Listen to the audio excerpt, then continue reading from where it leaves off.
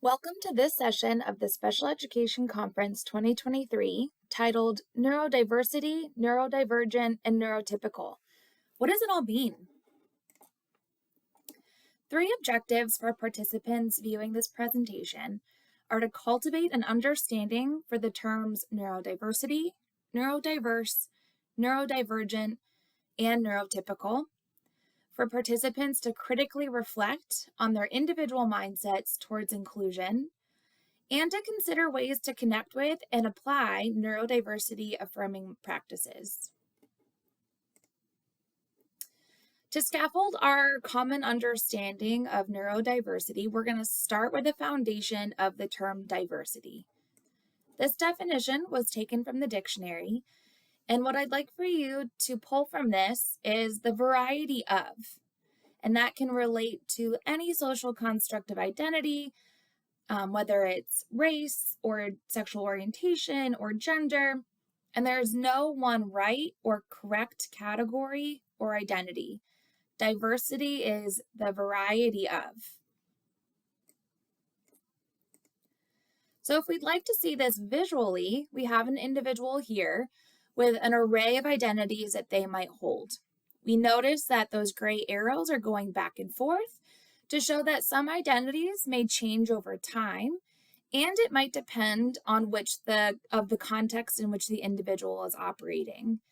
We have avowed identities, which are identities to which we as the individual claim and for ourselves. And we have ascribed identities, how other individuals perceive our identities.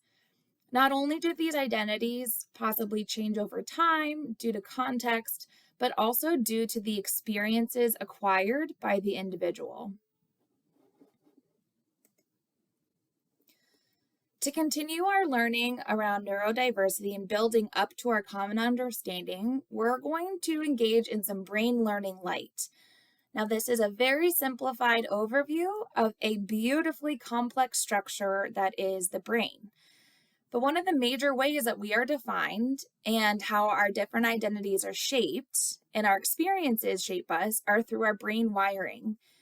And so many watching may have expertise in this area, but we're just going to do some general overview to have some contextual knowledge.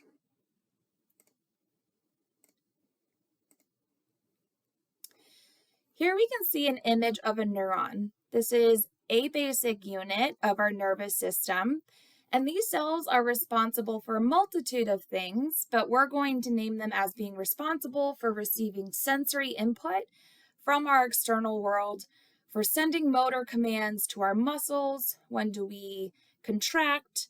When do we move part of our body?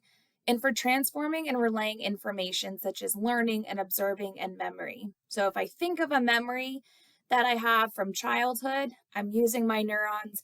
And if I pick up the seltzer water in front of me, I'm also using neurons. Each human being has anywhere between 80 to 100 billion neurons. And how these neurons interact with one another really defines who we are as individuals. We can think of these neurons as the highways of our brain or our being. And so because we have 80 to 100 billion of them, they have to connect to create these new pathways. And what's really cool about these neurons is you may have heard of a term called neuroplasticity. Plasticity meaning malleable and the opportunity to grow and change shape. So when we engage in a new skill, that includes having multiple opportunities for practice, multimodal practice, including more than one sense, we have the ability to make new connections between our neurons. And why that's important is not only is at the foundation of growth mindset, but we can also see the importance of activating prior knowledge and engaging in repeated opportunities to build this skill. Why is that important? Because if you may have also heard the common phrase, use it or lose it. Our brain is expending tons of energy every single second. And so if a pathway or a skill or a thought has not been activated, the brain, we can see here, is going to clip it to conserve energy. And so that might also explain why when we go to learn a new task or a new skill and we haven't built up that new connection yet, it becomes really difficult to come back to it and not get hard on ourselves for not remembering how to do it. So when we engage in a new skill, we can see that connection being made here. The more and more that it's practiced in terms of real-world application, some productive struggle, the stronger that connection becomes. And so now we can do that same skill with automaticity. It's like thinking of taking a side dirt road, and now it has been strengthened in this highway of neurons into its very own off-ramp. So I think about when I was teaching, if I had given vocabulary words to my students one day and we reviewed them, I would wonder why, going back the next class, that most of my students did not remember the terminology. And to be quite honest, sometimes I would get frustrated and wonder why, considering we had just gone over this information. And then I learned that that was not dependent on the students. I had not yet given them multiple opportunities to practice with the terminology, to create connections, real-world relevance, and to really engage in the material. So now that we have these highways of our brain that these neurons create, these highways or the roads serve as these paths for our electrical impulses to travel through, as well as our chemical signals, which we can think of like a port system, like a boat, taking those neurotransmitters like serotonin, dopamine, from one neuron to the next through those synapses. So it's really just becoming not only this roadmap of our nervous system, but the way in which that we transfer information and we interact with not only an internal environment, but with the environment around us.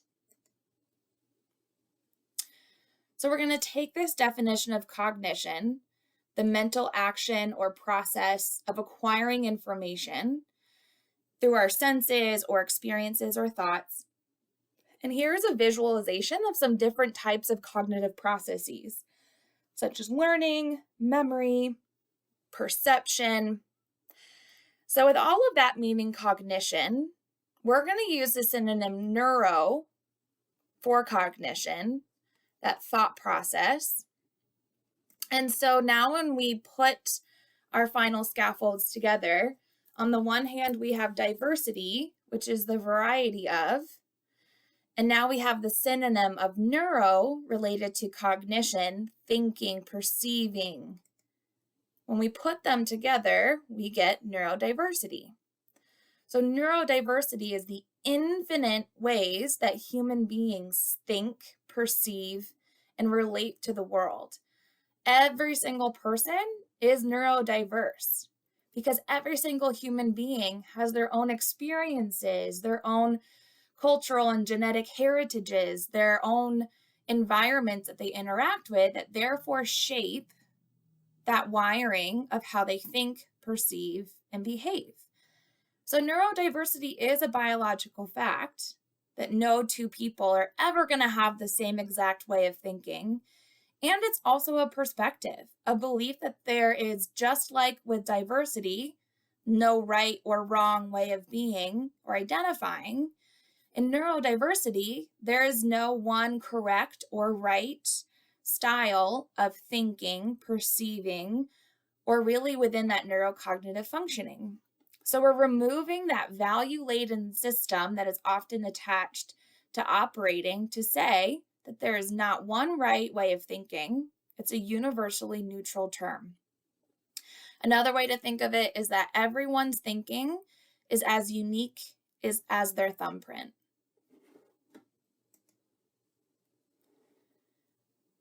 Consider this quote and how it relates to neurodiversity.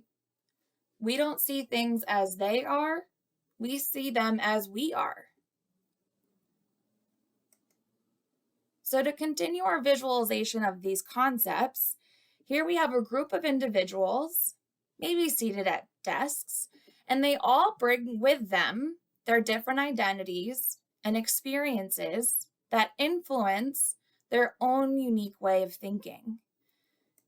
This is neurodiversity. All human beings are neurodiverse because their thinking, their perceiving is all unique to that individual. So what's another way to look at this? For anyone that's seen the movie Inside Out, this is a snapshot of a scene in which there are 3 characters sitting around a dinner table.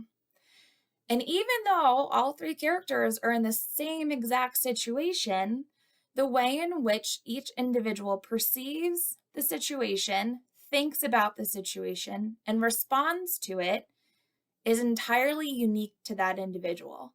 We can see in the characterization here that in the background, those operating systems, they're all somewhat similarly structured, kind of like our neural pathways.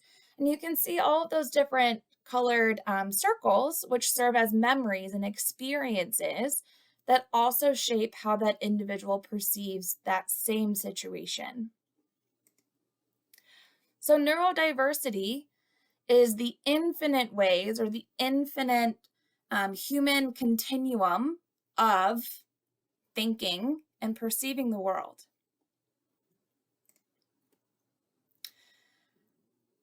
I'd like for you to take a moment and just, if you're watching this recorded, to pause and ask yourself maybe, what are you connecting with? How does neurodiversity show up in your everyday life? In what ways do we affirm or negate the neurodiversity in your workplace, maybe in a school, or maybe in your home life? So go ahead and take a pause here to give yourself some processing time.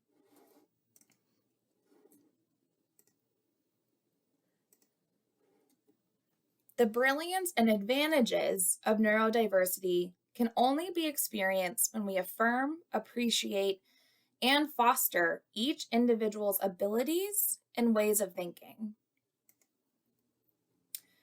So here we have a visualization of the neurodiversity paradigm. Neurodiversity has always existed for as long as human beings have existed. We now just have a common language or terminology to communicate around these different ways of operating that is not only in a strength-based way, but does not define the individual by one singular identity. The public education system has been indoctrinated in this deficit system of identifying individuals for what they cannot do in an educational environment, etc., and not focusing on the whole individual. So within neurodiversity, the fact that every single human being has their own unique way of thinking, and how can we consider that when we're interacting with others, when we're communicating with others, to really value and affirm their own brilliance and way of thinking. And within neurodiversity, we have 2 subcategories of operating.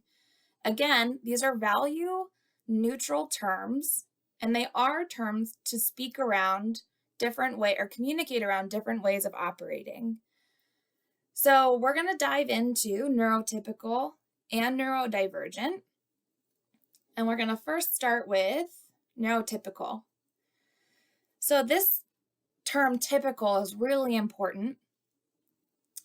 It means commonly occurring. And so this term neurotypical refers to a neurocognitive functioning that is most commonly occurring.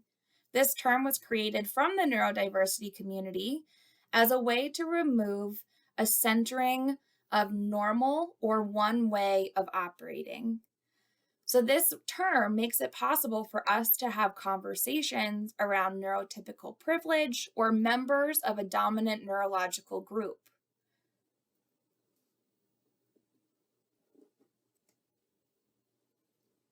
Just as we've said before, neurotypical is not healthier, more correct, or right. It is a way to communicate around a type of neurocognitive functioning. So, what if my brain diverges from that typical or most commonly occurring way of cognitively functioning?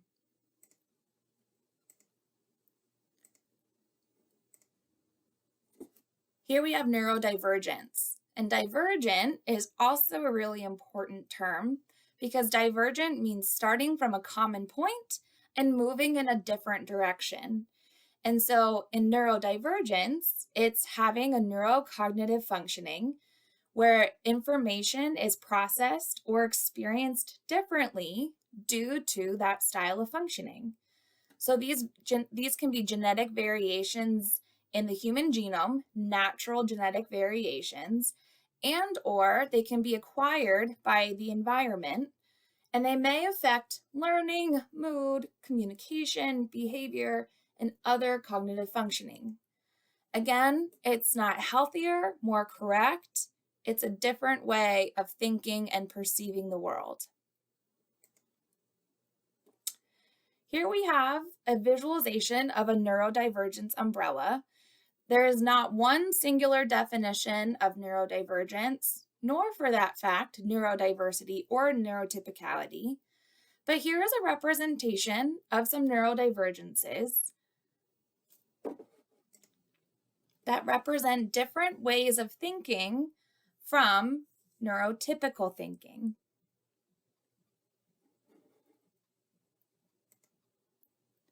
So, how might individuals be or become neurodivergent?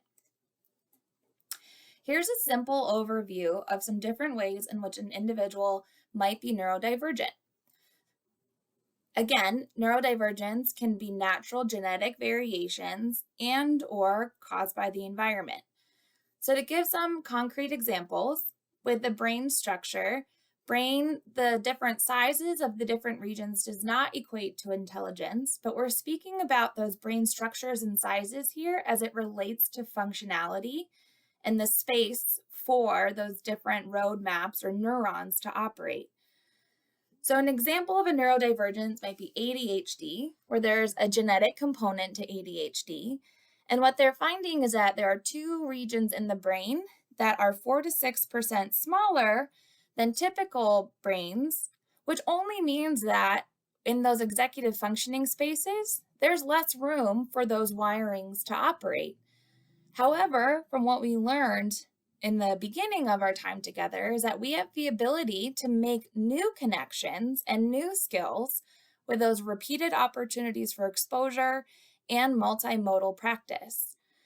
And so ADHD might be an example of a genetic neurodivergence that also impacts electrical signals and those chemical signals. A second example might be mental health disorders, having a panic disorder or generalized anxiety disorder that greatly impacts the way in which chemical signals are able to function in the system. That relates to the frequency, duration, and intensity of that experience that therefore impacts how an individual might operate every single day. A third example of how an environmental neurodivergence might be is a traumatic brain injury, which would be caused by an environmental occurrence, which may impact an individual's brain structure and or how these signals are communicated in that roadmap of neurons, which therefore may impact how an individual might think, process information, or experience the world, their environment, their moods, etc. This statistic was published in 2022 and states that an estimated 15 to 20% of the world's population exhibits some form of neurodivergence. So that's 1 in 5 people, whether they know it or not. There's a lot of gender bias and ageism in research, and so there is continued learning around these different neurodivergences and that they're not so singularly defined and that it might look and manifest differently for different people. This might also be a great time for you to pause the recording and to have a time to process, or if someone is near you, to have a conversation around 1 in 5 human beings having at least one form of neurodivergence. Do you think that statistic is high? Do you think it's low?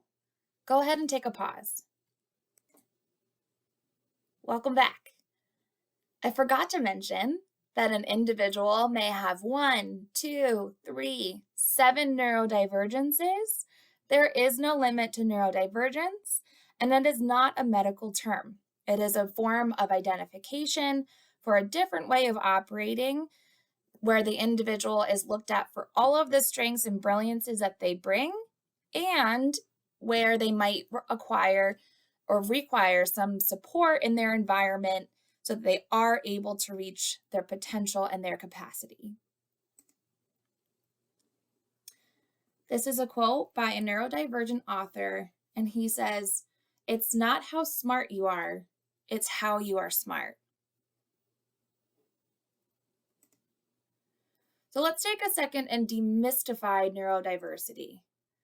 Is neurodivergent a synonym for disability? The answer is no. If we look at the definition of disability, it is a physical, mental, cognitive, or developmental condition that impairs or interferes with a person's ability to engage in a task. Essentially, it creates a barrier for engagement, involvement, and or access. While disability is a social construct, we also must have disability to exist so that individuals have access to services. Some individuals may require certain services in some situations or environments, and some individuals may need high levels of day-to-day support. Are all neurodivergent students in special education? No. Some individuals may not require services due to their coping strategies, regulation strategies that they've used, and there may be an implication of masking. Masking may impact the perception of an individual's need. Masking is a social survival strategy. It will look different from person to person, but masking can include behaviors such as mimicking gestures, hiding or minimizing personal interests, hiding or minimizing emotional needs or support for regulation. And people mask for a variety of reasons, such as to feel safe, to avoid stigma, to avoid bullying, as an attempt to be successful at work or at school, or fitting in to feel a sense of belonging.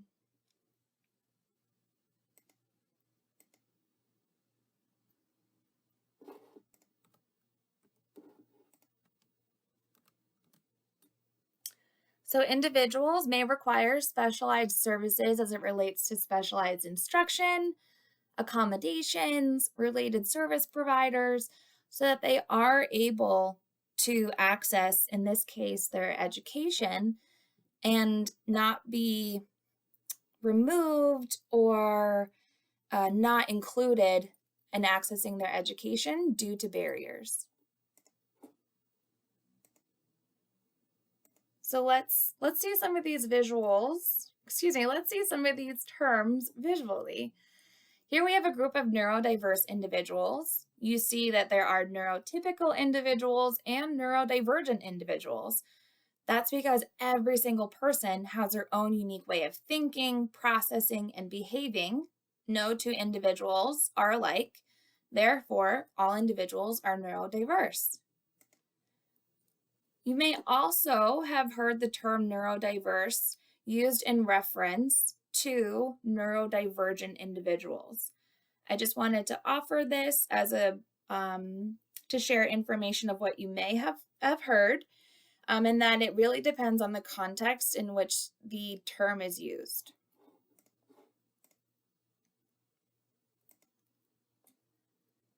We also want to demystify that no two neurodivergent individuals are the same. Due to their experiences, their backgrounds, cultures, their identities, it all shapes how an individual thinks and processes and how a neurodivergence might manifest in that individual. There is a continuum of experience. So, for example, one individual's experience or how ADHD manifests for them is going to present very differently in another individual. While there are common criteria for an individual with ADHD, how it presents in their way of thinking and operating is likely going to be different. There's more and more research being conducted in more inclusive ways that we're studying a broader spectrum of the population to understand how these different neurodivergences manifest for different individuals, and that we can't treat each individual as their neurodivergence. This is just one part of who they are and how they operate and the brilliance that they bring with them. So, how we might support that mindset shift in affirming the individual for who they are, neurodiversity affirming practices, we can use the neurodiversity mindset tool. And really, what this is doing is possibly unlearning some different ways of perceiving others in order to see and affirm them for who they are and what they might need or how they might need to be elevated. And so we're positioning ourselves here as detectives to learn more from that individual's perspective and not being a judge rooted in our own perspective. Thinking back to that quote from the very beginning of our session together, we see others as we are, not as they are. So when we're interacting with other individuals, this top portion, that self-reflection question section, are questions that we can ask ourselves and critically reflect on our own mindsets. And those same questions are reframed and reflected, just like a mirror, on those bottom set of questions that we can use as coaching questions in conversations with others. So for an example, if we are observing a behavior, and we're going to, let's say a student in this example, instead of making a judgment or an assumption of what that student is experiencing or doing or trying to communicate, we can ask ourselves, what might student X be experiencing? What are they communicating? Are there personal projections that I might be making? And how is my response grounded in student X's support? Are they needing more support with regulation, coping, processing? What are they communicating? So take a moment to consider how you might use this tool in your everyday life or your professional life. Could you use this at home when you're communicating with a loved one? What might they be experiencing or communicating rather than my perception of the situation? How might you use perspective taking as a neurodiversity affirming strategy? How might you use this tool to cultivate a mindset of inclusion and affirm others for who they are? How can we use this tool to center student voice?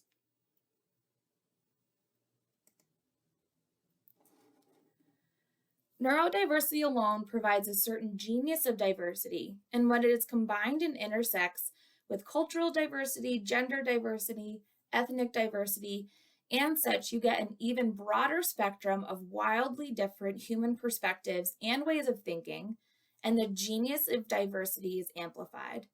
This only happens when people are not required to assimilate in order to participate.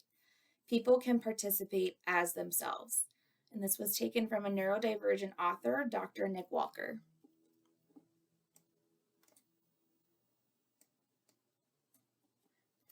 You may have seen this quote before.